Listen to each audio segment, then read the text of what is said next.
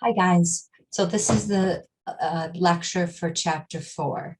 So we talked about jurisdiction. Now we're going to talk about police purpose and the recruiting process. So that's what we're going to talk about.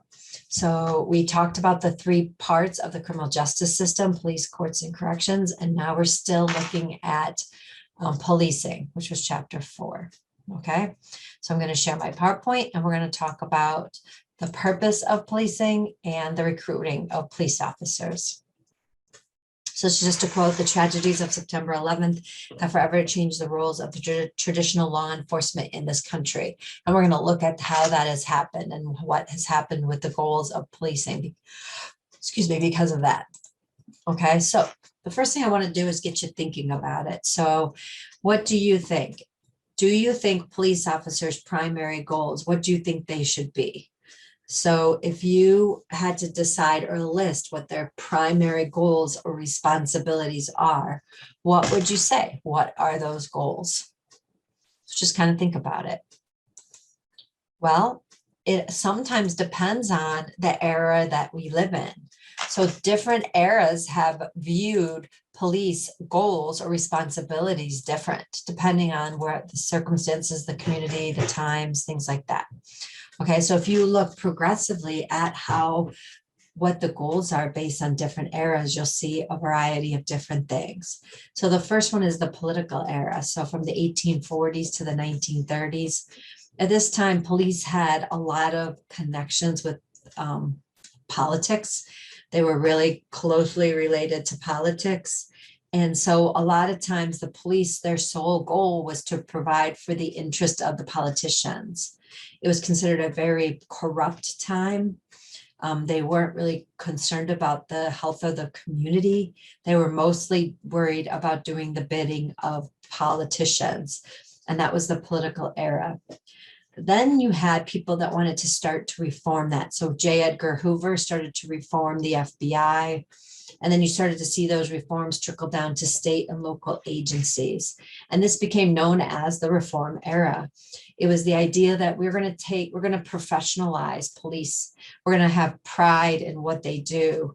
They're going to focus on traditional stopping crime, arresting people that commit crime, really law enforcement.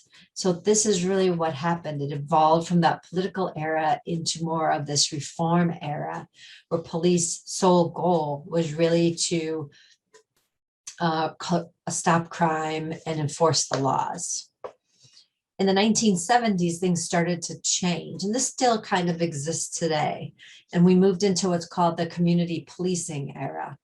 Instead of just strictly being there to stop crime, the idea is that law enforcement is really there to help the community in different ways. So it's a more contemporary view of policing. So they stress the interaction between police and the community.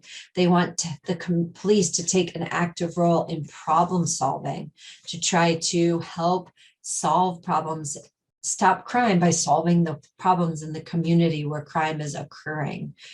They want that interaction. They want working together with the community.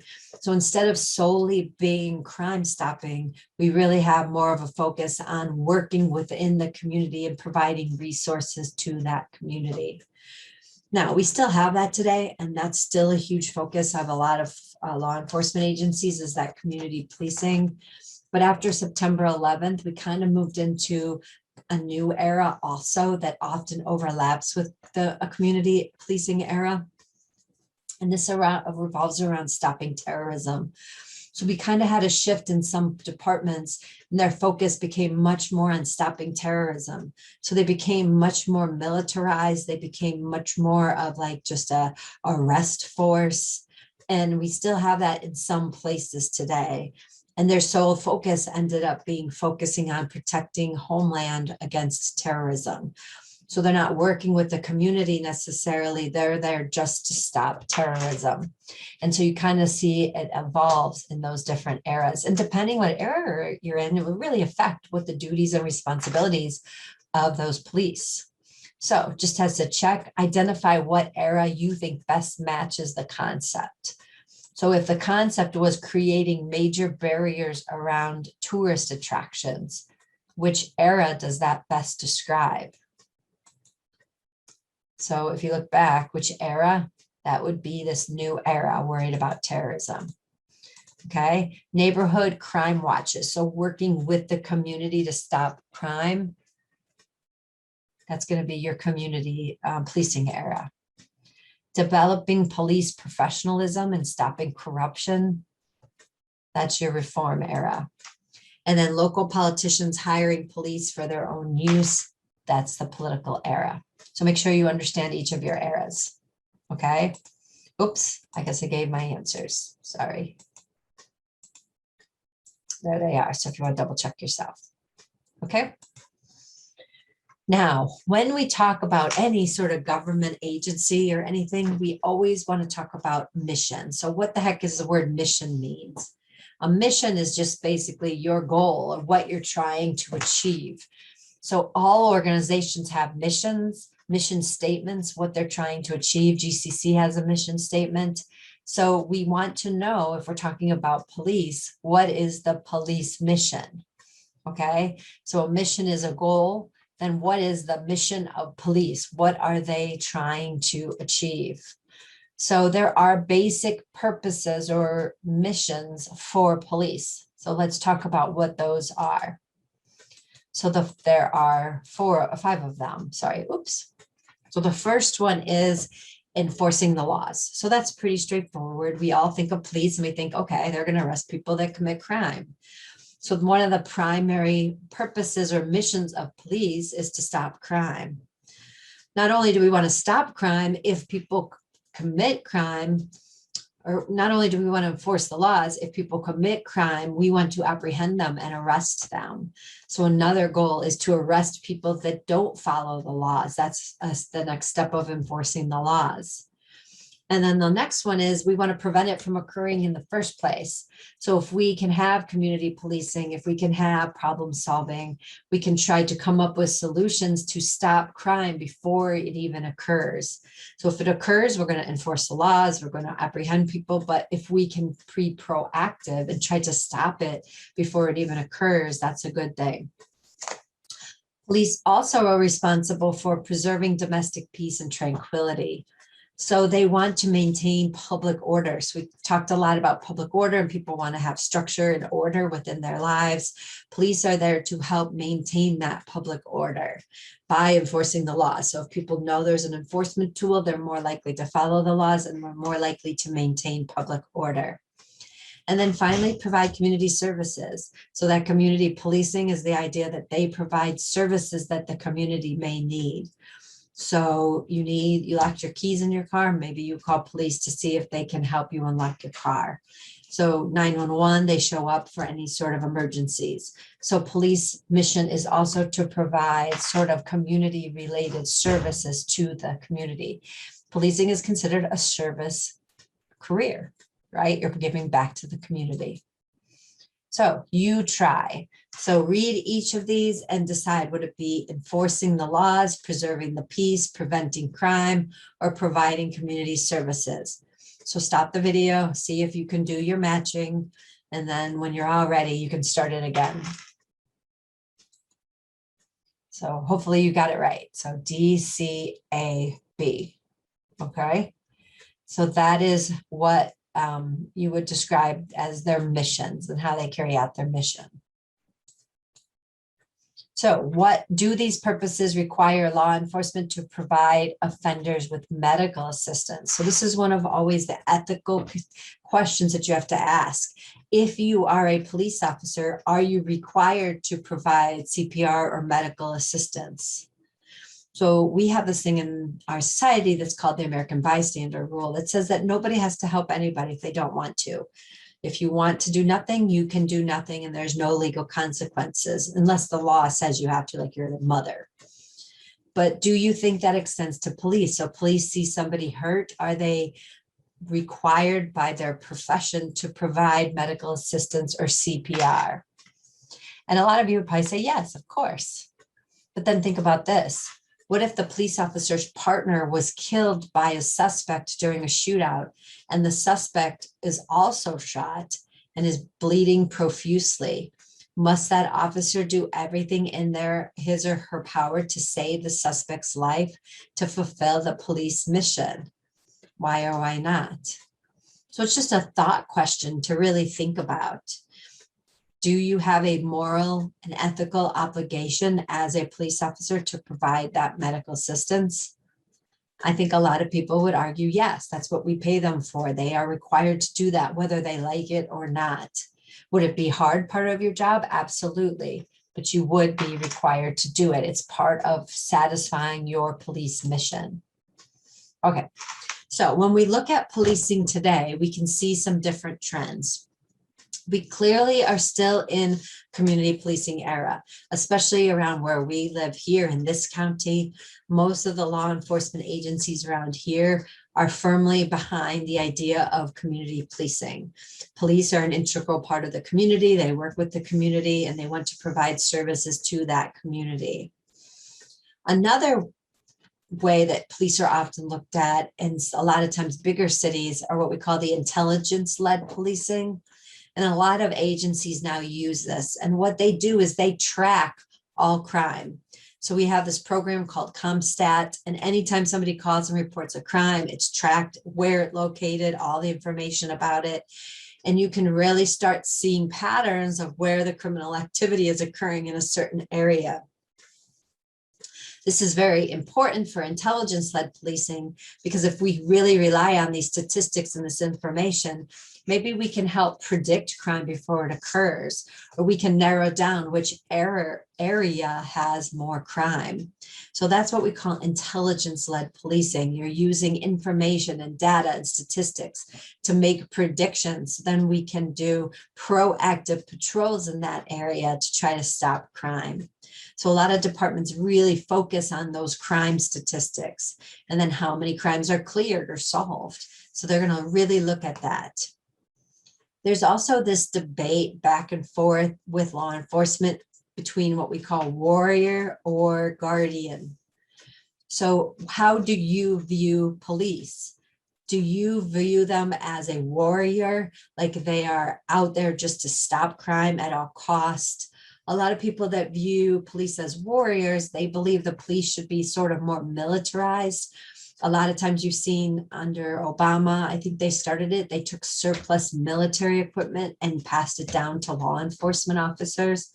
So law enforcement officers have become more militaristic than they are community policing. But then you have other forces that don't believe in that at all. They believe they are a guardian of the community, that they should be working closely with the community, and that they should not be just this warrior force that nobody wants to talk to. So they much more believe in non-confrontational tactics and working closer with the community. So there's a little video if you wanted to see the difference between the two. This is talking about how police have become more and more militarized. And is that an actually good thing? And then another huge focus still today, since September 11th, is terrorism and counterterrorism. We want to be proactive. We want to stop terrorist acts before they occur.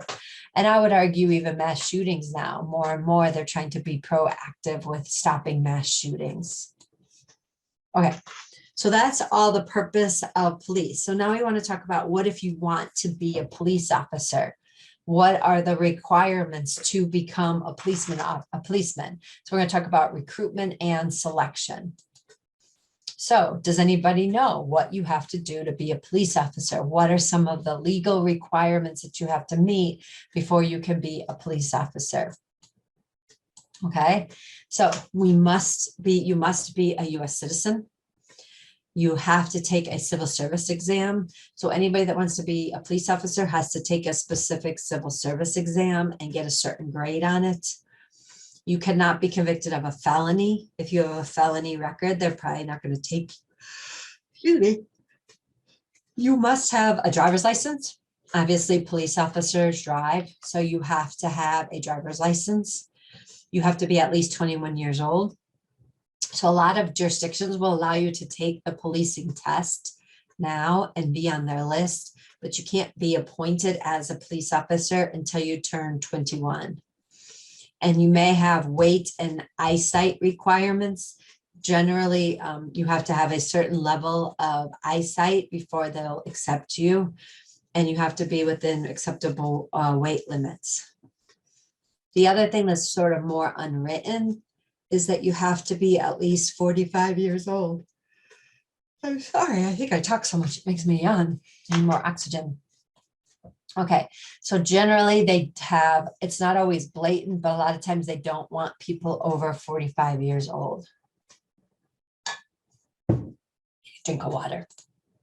Okay, now once you get past that civil service and those basic requirements, there may be additional requirements to you being hired. So departments will have physical fitness requirements. Usually it's a run and it's sit-ups and it's some, like, it could be a standing jump or flexibility types of requirements. So you want to look up those requirements for the specific agency that you're trying to enter, because you're going to have to meet those. The ones that are the hardest a lot of times are the running. So if this is something you really want to do, I highly suggest you start training and you start running, because a lot of people can pass those previous exams. They do really well on the test, but then when it comes to the physical requirements, they aren't able to pass them. Departments are most likely also going to have psychological testing. So you'll have to meet with a psychologist or a psychiatrist, and they'll give you some psychological testing. Clearly, we want to have stable, mentally stable people as law enforcement. There might be some level of drug testing, and whether you have controlled substances in your blood. They don't take people that are going to have controlled substances in their body. So if you're thinking about being law enforcement, you may really want to think about what kind of drugs that you're using, or if you are using drugs. You may say, well, marijuana is legal, and that is true. But if they are choosing between somebody that does not do marijuana and somebody that does use marijuana, they're most likely going to choose the person that does not use marijuana. So even marijuana, even if it's legal, you may want to start thinking about not using it. Passing a polygraph exam. So they're going to ask you a whole series of questions, and then they're going to polygraph you, a lie detector test. And they want to make sure that you're telling the truth. If there's any discrepancies, they're not going to hire you. You have to pass your polygraph. And they're also going to do an extensive background. So you're going to have to give information, and they're going to go out and investigate all those people and see if they can give you that officer information about you. And then they'll ask if they know anybody, and it kind of spreads down. I get calls all the time from law enforcement agencies for our students that are becoming police. So you have to pass those checks. Now, what do you think about this? What if a 19-year-old sophomore in college, Pam, was arrested for possession of a small amount of marijuana? This is when it was illegal. Should this prevent her from being a police officer? Why or why not?